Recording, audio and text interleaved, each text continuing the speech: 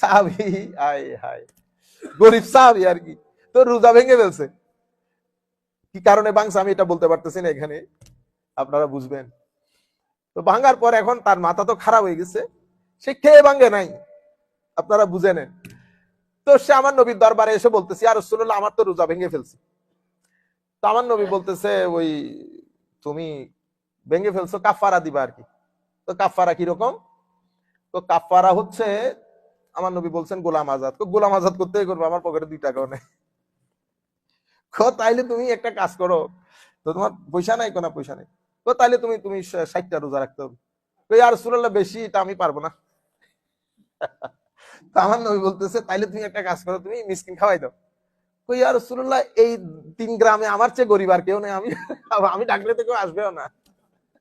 এটা শোনার পরে আমার নবী মুস্কি হাসি দিয়েছে। সুবহানাল্লাহ। মানে সাহাবীর সরলতা দেখে আমার নবীও মুস্কি হাসলেন। তবে আমার নবী সাল্লাল্লাহু আলাইহি ওয়াসাল্লাম পরে এই ওনার জন্য কিছু খেজুর আবার নবী তুলে দিয়ে তারে দিলেন, এটা তুমি কাউকে দিয়ে দিও, রোজার কাফারা আদায় হয়ে যাবে। এই কারণে আমরা বলি, আল্লাহ রাব্বুল আলামিন মাসলা মাসাইলের ক্ষেত্রে আমার নবীকে ইচ্ছার স্বাধীনতা দিয়েছেন, এখতিয়ার দিয়েছেন। যদি এখতিয়ার না দিতেন, আমার নবী কোরআনের হুকুমের বাইরে যেতে পারতেন না। এটা হচ্ছে আমার নবীর এখতিয়ার, আমার নবীর শান, মাকাম ও মারতাবা।